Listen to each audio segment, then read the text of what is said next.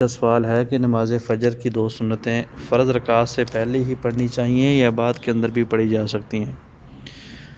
تو محترم بھائی، سب سے پہلی بات تو یہ ہے کہ فجر کی جو سنتیں ہیں بہت ہی زیادہ اہمیت کی حامل ہیں۔ آقا علیہ الصلوۃ والسلام نے فرمایا خیر من الدنیا وما فیہا، فجر کی جو دو سنتیں ہیں وہ دنیا وما فیہا سے بہتر ہیں، اور نبی علیہ الصلوۃ والسلام نے ان کو نہ حضر کے اندر چھوڑا ہے نہ سفر کے اندر چھوڑا ہے۔ اور حضرت عائشہ رضی اللہ تعالی عنہ فرماتی ہیں کہ آقا علیہ الصلوۃ والسلام فجر کی دو سنتیں ہمیشہ مختصر پڑھا کرتے تھے، کبھی کبھار مجھے گمان ہوتا تھا کہ شاید آپ نے سورہ فاتحہ بھی پڑھی ہے یا نہیں۔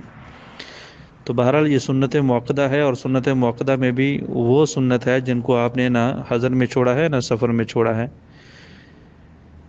تو ان کو پڑھنا کب ہے؟ یقیناً ان کو فجر کی فرض نماز سے پہلے ہی پڑھنا ہے، لیکن اگر مجبوری کی وجہ سے یہ رہ جائیں تو پھر ان کو جو ہے وہ فجر کی نماز کے بعد بھی پڑھا جا سکتا ہے، فرضوں کے بعد بھی پڑھا جا سکتا ہے، اس کے اندر کوئی حرج نہیں۔ آقا علیہ الصلوۃ والسلام نے مختلف احادیث کے اندر اس کی تخصیص فرما دی ہے کہ فجر کے فرض پڑھنے کے بعد کوئی نماز نہیں، ہاں اگر فجر کی سنتیں باقی ہیں تو ان کو ادا کیا جا سکتا ہے۔ اور اسی طرح صحابہ کرام بیان کرتے ہیں کہ کبھی کبھار مسجد نبوی میں ایسا منظر ہوتا تھا لوگوں کا سنتیں پڑھنے کا کہ ہم سمجھتے تھے کہ شاید ابھی فجر کے فرض ہونے باقی ہیں۔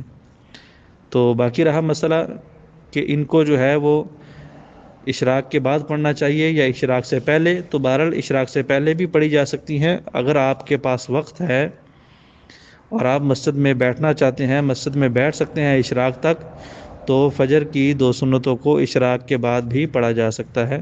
ھذا ما عندی واللہ اعلم بالصواب۔